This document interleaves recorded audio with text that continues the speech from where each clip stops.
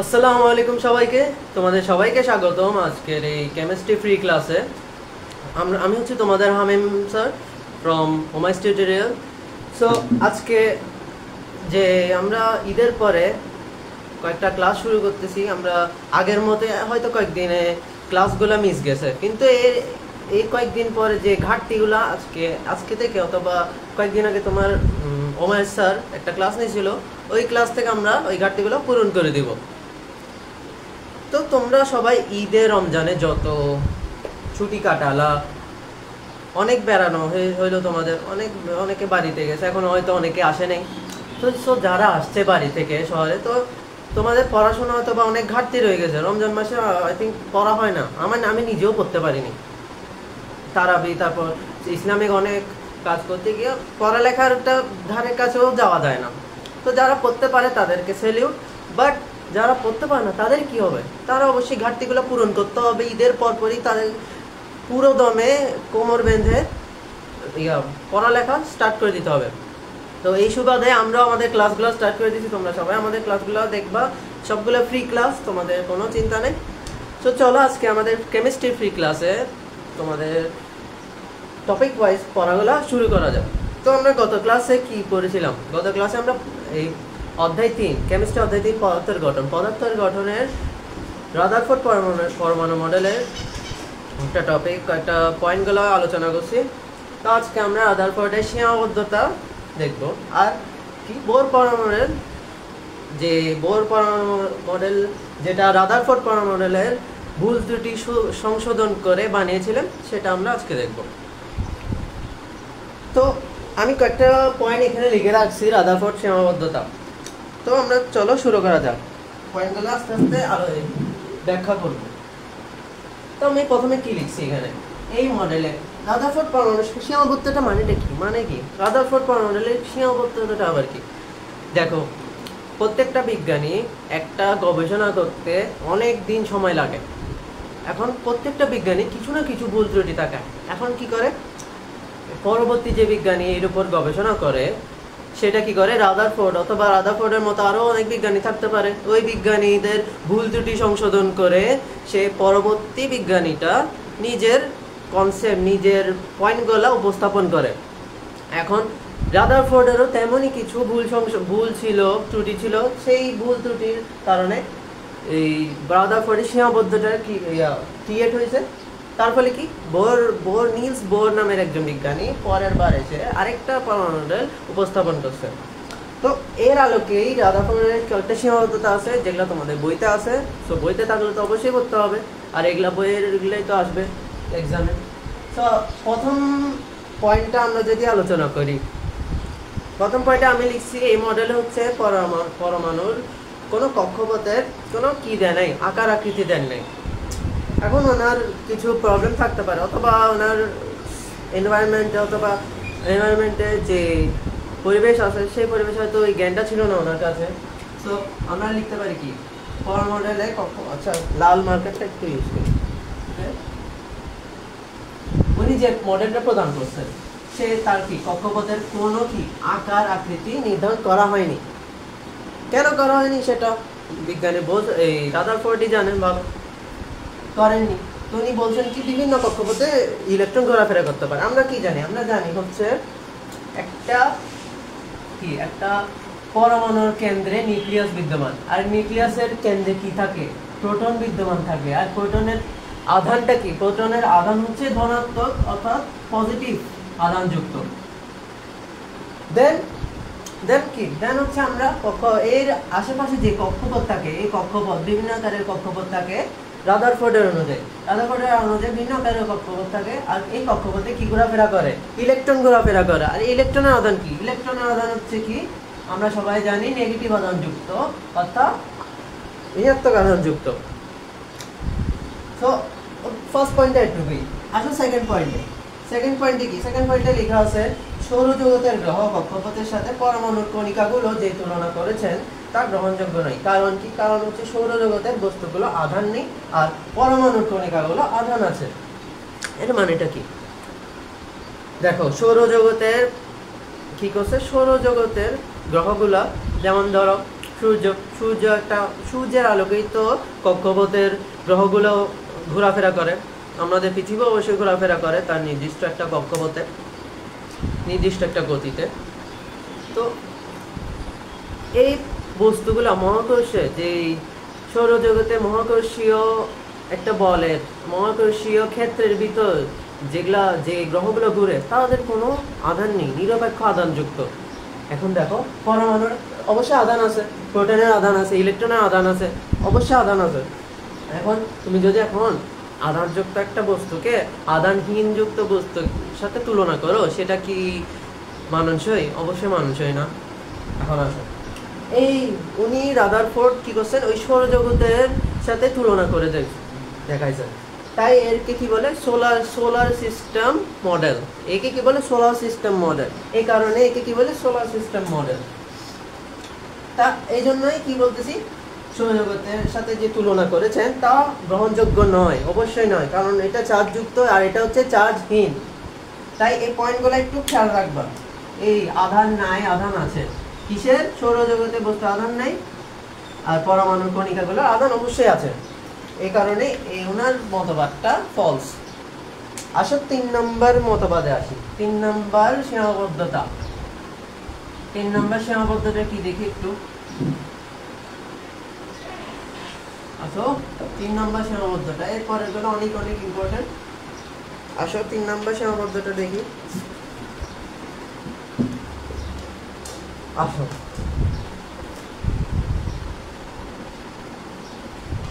3 নম্বর সীমাবদ্ধতা। উনি হচ্ছেন কি করছেন, হাইড্রোজেন। হাইড্রোজেন আমরা কি জানি, একটা ইলেকট্রন বিদ্যমান। হাইড্রোজেনের কত, ইলেকট্রন কয়টা বিদ্যমান, মানে প্রোটন কয়টা বিদ্যমান, 1। আর ভর সংখ্যা কত, 1, অবশ্যই 1।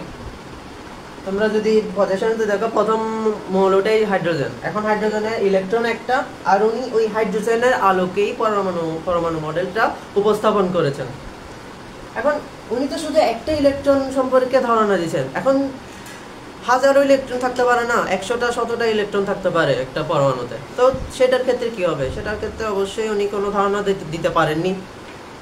তাহলে উনি কি করছেন, শুধু 1 ইলেকট্রন বিশিষ্ট পরমাণু সম্পর্কে ধারণা দিয়েছেন। তো থার্ড পয়েন্ট এটাই, 1 ইলেকট্রন বিশিষ্ট পরমাণু সম্পর্কে ধারণা দিয়েছেন।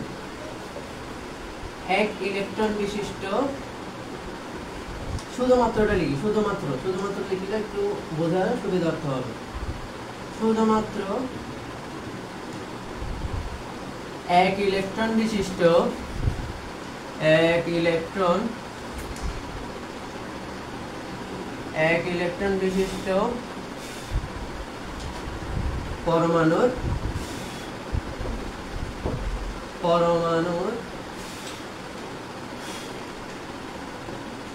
ধারণা দিয়েছেন।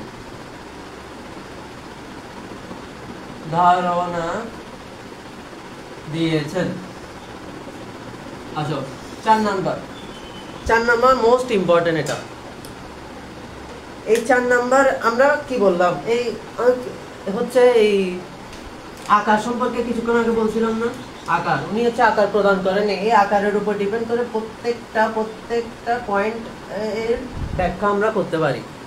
4th নাম্বার পয়েন্টটাও এই আকারের উপর ডিপেন্ড করে। এখন ধরো আমি তো আকার সম্পর্কে কোনো ধারণা দেন নাই, তাহলে আমরা যদি এইরকম একটা আকার চিন্তা করি, কয়েল শেপের, মশার কয়েল তো চিনো তোমরা সবাই, এরকম রাউন্ড শেপ না মশার কয়েল। এখন আমরা যদি পরমাণু যদি এভাবে ডিপেন্ড দেখি,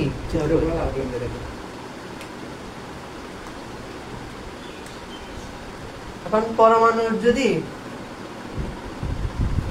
এখন চিন্তা করতেছি কিরকম, কয়েল শেপের যদি একটা কক্ষপথ চিন্তা ভাবনা করি, তাহলে কি হবে। তাহলে আসো, ম্যাক্সওয়েলের একটা তত্ত্ব আছে, আলোক, উনি হচ্ছেন যে একটা পদার্থবিদ।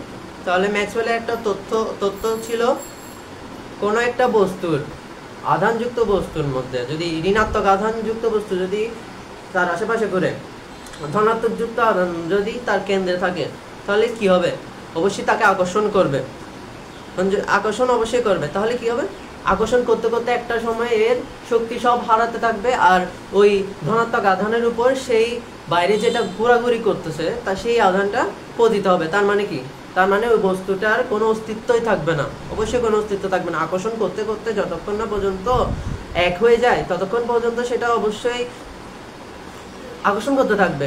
একটা সময় গিয়ে কি হবে, সেটা পতিত হয়ে যাবে, অর্থাৎ হারাই যাবে, তার কোনো অস্তিত্ব থাকবে না। এখন ম্যাক্সওয়েলের তত্ত্ব অনুসারে যদি দেখি রাদারফোর্ড পরমাণু মডেল, ধরো এই ধরনের একটা কি কক্ষপথ চিন্তা করতেছি। ধরো এখানে একটা কি ইলেকট্রন আর এখানে প্রোটন।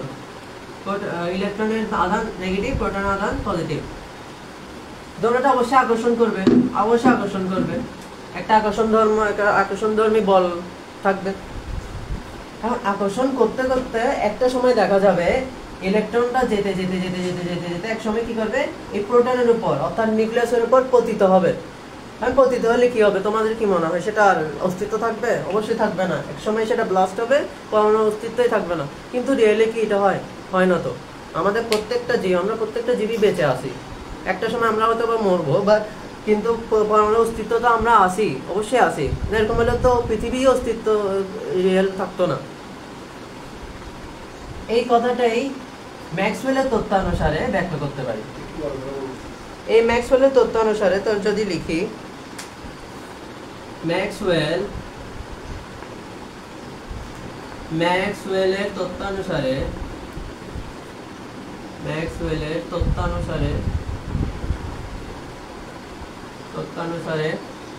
ইলেকট্রন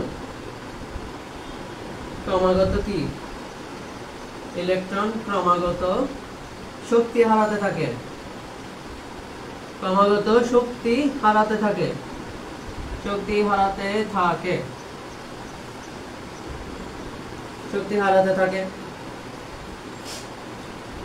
তার মানে কি, ক্রমাগত শক্তি হারাতে থাকলে এক সময় সেটা পরমাণুর উপর পতিত হবে। আর পতিত হলে কি হবে, অস্তিত্ব একদম নষ্ট হয়ে যাবে। অস্তিত্ব থাকবেই না, নষ্ট কি একদম থাকবেই না। তো এইটি হচ্ছে রাদারফোর্ডের একটা সীমাবদ্ধতা। তাহলে শক্তি হারাতে হারাতে কি হবে, এক সময় শক্তি হারাতে হারাতে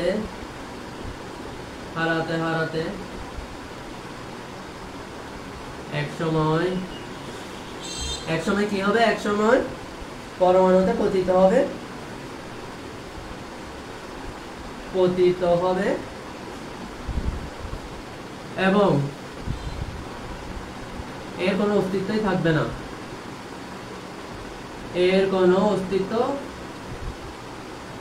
না,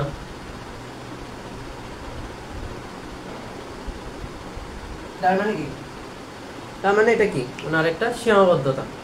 আর মোস্ট ইম্পর্টেন্ট সীমাবদ্ধতা এটা তুমি যদি বুঝতে পারো, বাজিমাত। এরপরের টপিকের পরের বোর পরমাণু মডেলগুলো এর আলোকেই আলোচনা করা হবে।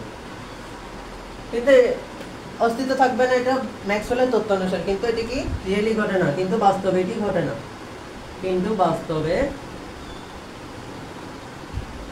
এটি ঘটে না। আর এইটুকুই তোমাদের বইতে আলোচনা করা হয়েছে। এই 4টা পয়েন্ট তোমরা যদি একদম ঠাড়া মুখস্থ করে গেলো ভালো, আর যদি বুঝে পড়ো তাহলে আরো ভালো। তোমরা আর মুখস্থ করে লিখতে হবে না, এক্সামে গিয়ে সুন্দর করে বুঝে শুনে সুন্দর করে পয়েন্ট টু পয়েন্ট লিখতে পারবো।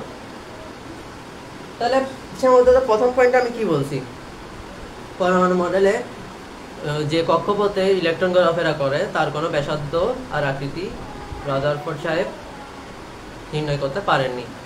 সেকেন্ড পয়েন্টটা হচ্ছে উনি যে সৌরজগতের গ্রহ আর সূর্যের সাথে পরমাণুর কি একটা তুলনা করেছেন, তা কিন্তু সঠিক নয়। কারণ সৌরজগতের প্রত্যেকটা বস্তুর আধান নিরপেক্ষ, আর পরমাণুর প্রত্যেকটা কণিকা হচ্ছে আধানযুক্ত। এখন 3 নম্বর পয়েন্ট আমি বলছি, একের অধিক ইলেকট্রন বিশিষ্ট পরমাণুর তিনি কোনো পরমাণু মডেলের ধারণা দিতে পারেননি। শুধু হাইড্রোজেন হচ্ছে 1 ইলেকট্রন বিশিষ্ট, এটা মাথায় রাখবা। শুধু হাইড্রোজেনের উনি পরমাণু কি ব্যাখ্যাটা দিয়েছেন, পরমাণু মডেলের ব্যাখ্যাটা দিয়েছেন। 4 নম্বর মডেল সবচেয়ে গুরুত্বপূর্ণ। ম্যাক্সওয়েলের তত্ত্বানুসারে শক্তি ক্রমাগত হারাতে থাকবে, আশেপাশে যে ইলেকট্রন থাকে অবশ্যই আকর্ষণ করতে করতে এক সময় শক্তি হারাতে থাকবে। যদি না কি হয়, যদি না একটা নির্দিষ্ট কোনো কক্ষপথ থাকে। গোলাকার কক্ষপথ হলে এটা অন্য বিষয়, শক্তি হারাবে না কখনো, সেটা পরের পরের টপিকে আমরা আলোচনা করব। তার এই কিন্তু এটা বাস্তবে ঘটে না, অবশ্যই ঘটে না, অস্তিত্ব থাকে, পরমাণু অস্তিত্ব অবশ্যই থাকে। তো তার মানে এই কয়েকটা হচ্ছে রাদারফোর্ড সাহেবের সীমাবদ্ধতা। আর এই সীমাবদ্ধতা দূর করতে নিলস বোর সাহেব আগমন করেছেন 1913 সালে, ঠিক 2 বছর পর 1913 সালে বোর পরমাণু মডেল নামে একটা পরমাণু মডেল আবির্ভূত হয়েছে। এখন এটা নিয়ে অনেক অনেক ম্যাথ আছে, এর মধ্যে 2-3টা সূত্র আছে যা আমরা ইন ফিউচার আলোচনা করে দিব।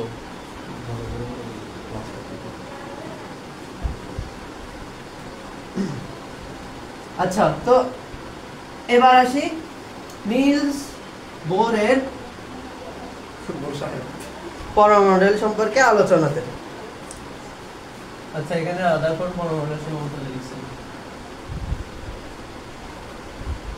আসো, বোর মডেল নামটা অনেক ইজি, রাদারফোর্ড থেকে ইজি আছে বোর। আচ্ছা, আসো বোর পরমাণু মডেল। এটার কি আবিষ্কার কাল কখন? 1913 সালে। আচ্ছা, রাদারফোর্ডের আবিষ্কার কাল কখন? যে মডেল প্রদান করেছেন তিনি কখন এটা করেছেন? 1911 সাল। ঠিক 2 বছর পর কি করছে? 1913 সালে 1913 সালে কি করছেন? উনি এটা আবিষ্কার করেছেন। ওনার সব ভুল ত্রুটি কি? ওনারও কিছু ভুল ত্রুটি ছিল। তো প্রত্যেকটা মানুষেরই কিছু না কিছু ভুল ত্রুটি থাকে। সো বোরেরও কিছু ভুল ছিল। এখন রাদারফোর্ডের ভুলগুলো সংশোধন করে তিনি আগায় গেছেন। তাহলে আসি পয়েন্ট টু পয়েন্ট আলোচনা করি। বোর পরমাণু মডেলের প্রথমটাই উনি বাজিমাত করছেন। উনি যেটা দিতে পারেন নাই, উনি কি দিতে পারেন নাই? উনি হচ্ছেন আকাশ সম্পর্কে কোনো ধারণা দেন নাই। কিন্তু বোর সাহেব কি করছেন? বোর সাহেব দেখতেছে না, আকার তো লাগবে একটা, যেহেতু আকার নিয়ে দুনিয়া ঝামেলা হচ্ছে, এই শক্তি হারাই ফেলতেছে, ত্যান করতেছে, তারপর বিভিন্ন সমস্যা হচ্ছে। একটা যদি আকার যদি না দিই সমস্যা হবে না অবশ্যই। তখন উনি কি করছেন? হ্যাঁ, উনি গবেষণা করছেন, অনেক গবেষণা করতে করতে করতে কি করছেন? একটা নির্দিষ্ট আকার অনুমোদিত একটা বৃত্তাকার পথ বিবেচনা করছেন। তার মানে কি? প্রত্যেকটা পরমাণুর একটা অনুমোদিত, প্রত্যেকটি পরমাণুর প্রত্যেকটি পরমাণুর ইলেকট্রন সমূহ।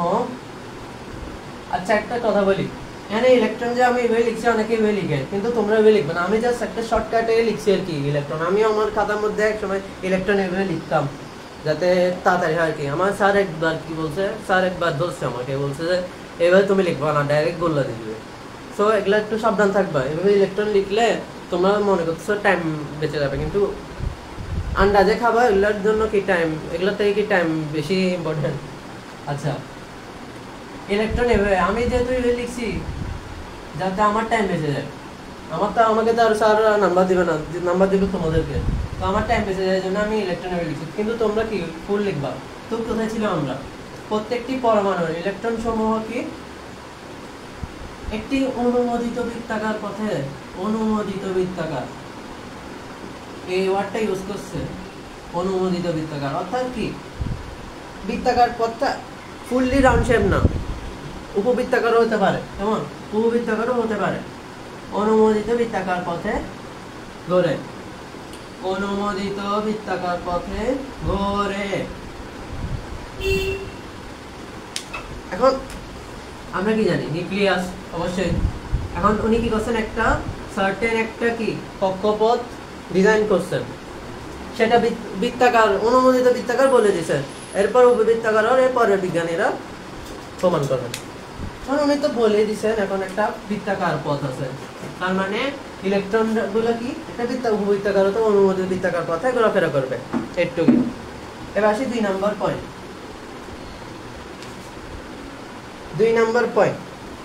এই 2 নম্বর পয়েন্ট নিয়ে এখন এখানে একটা সূত্র দিয়েছে, mvr = nh/2π। এই mvr = nh/2π প্রথম যখন শিক্ষার্থীরা দেখবে, একজন 9-10 এর শিক্ষার্থী যখন দেখবে তখন ঘাবড়ে যাবে না, কারণ দ্বিতীয় অধ্যায়ে অনেক ইজি টপিক ছিল। যেগুলো তোমরা এই ক্লাস 7 এই ছোটকাল থেকে পড়ে আসতেছো, তরল এই হাবিজাবি জিনিস, এগুলো থেকে প্রশ্ন তেমন আসে না। যেহেতু প্রশ্ন আসে না, এখন কি অধ্যায় 3 থেকে কেমিস্ট্রির একটা ফ্লেভার পাবা তোমরা।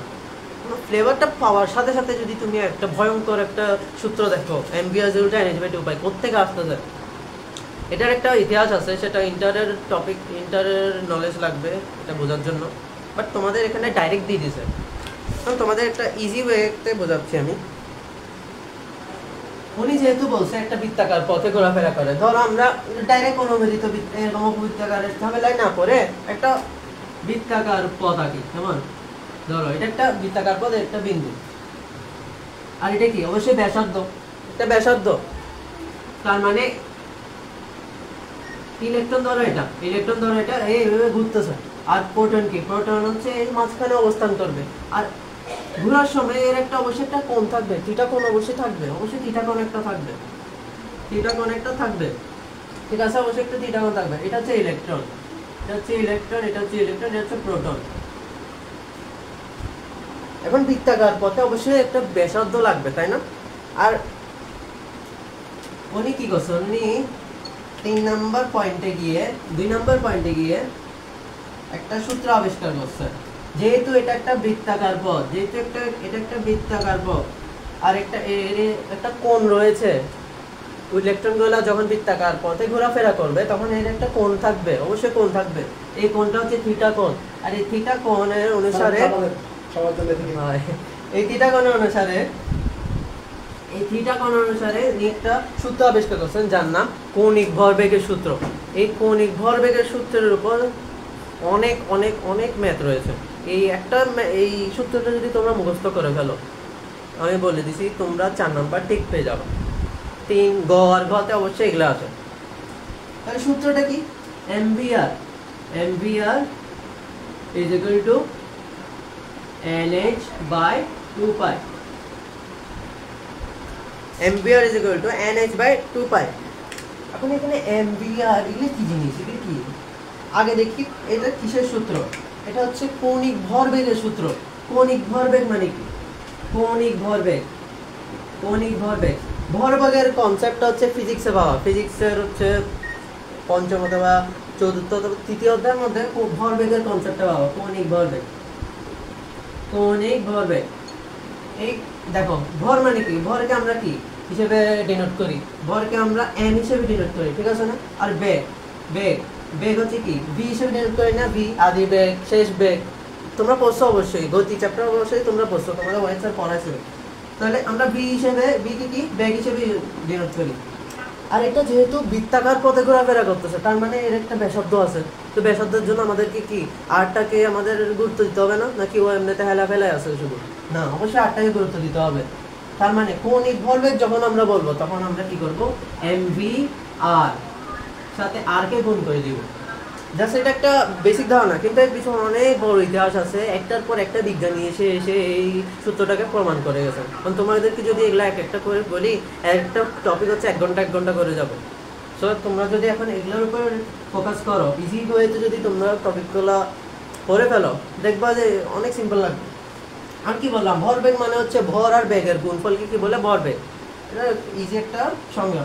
এখন যেহেতু কৌণিক বলছে, তার মানে এতে আর যুক্ত করতে হবে। আর এখানে আসি, কতগুলো এখানে সমানুপাতিক ধ্রুবক আছে। এইচ কে আমরা কি বলি? এইচ কে আমরা প্লাঙ্কের ধ্রুবক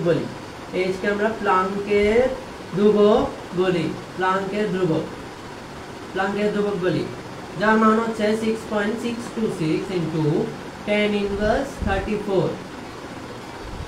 এই মানটা একদম ঠাড়া মুখস্থ করে রাখবা, অথবা ক্যালকুলেটরে সেভ করে রাখবা, তো যেখানে ইচ্ছা সেখানে তুমি জাস্ট নোট করে রাখবা। এটা মাথায় একদম ঢুকে ফেলবা। ওকে, 6.626 ইনটু 10 ইনভার্স কত? 34। 10 ইনভার্স 34। আর এটা কি? একটা অবশ্যই একক আছে। একক যদি বলি m স্কয়ার হচ্ছে এককটা, m স্কয়ার হচ্ছে কেজি পার সেকেন্ড। সচরাচর তেমন দেখতে বলে না, বাট এর মানটা মাথায় রাখবো। ওকে, 6.626 ইনটু 10 ইনভার্স 34। আর এটা পাই অবশ্যই একটা সমানুপাত। এই পায়ের মান তো জানি, 2 একটা ধ্রুবক। এখন এনটা কি?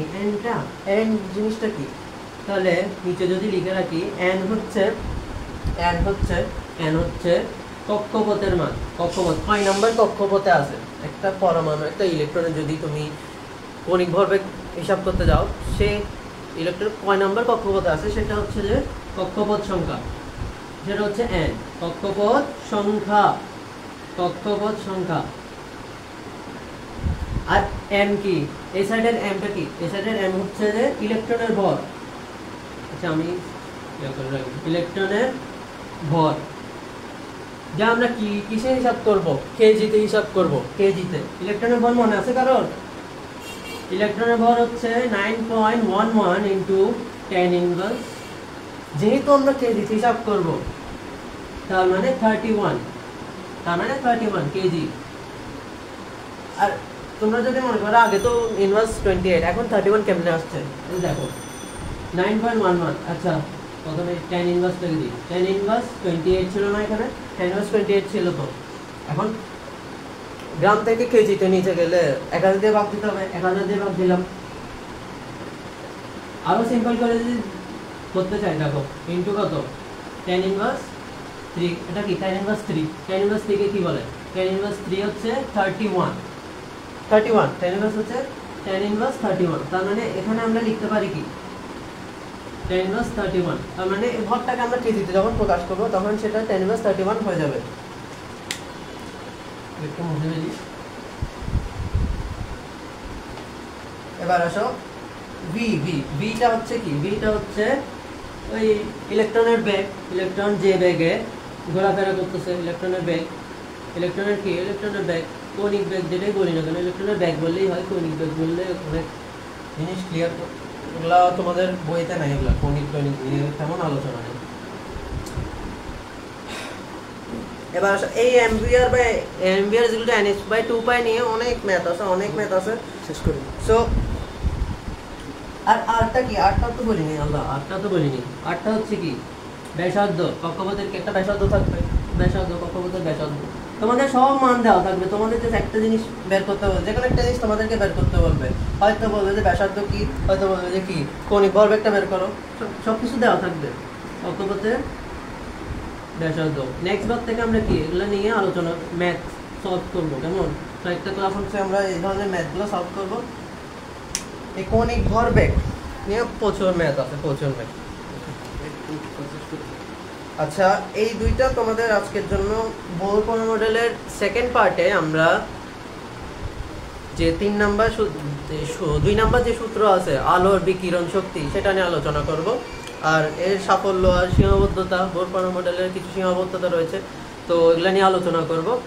এটা হচ্ছে আজকে ফার্স্ট পার্ট, বোরের মডেলের ফার্স্ট পার্ট ছিল। তো আজকের ক্লাস এতটুকুই। আশা করি তোমরা সবাই এগুলো নোট ডাউন করে রেখেছো, সব কিছু লিখে রেখেছো তোমরা অথবা বুঝেছো। তাহলে আমরা ধরো রিক্যাপ করি একটা বোর মডেলের। তো প্রথম পয়েন্ট কি দিছি, প্রথম পয়েন্ট হচ্ছে প্রত্যেকটি পরমাণু ইলেকট্রন সমূহ কি একটি অনুমোদিত বৃত্তাকার পথে ঘোরে, যেটা রাদারফোর্ড দিতে পারেনি, বোর সাহেব এসে সেটা সলিউশন করে দিয়েছে।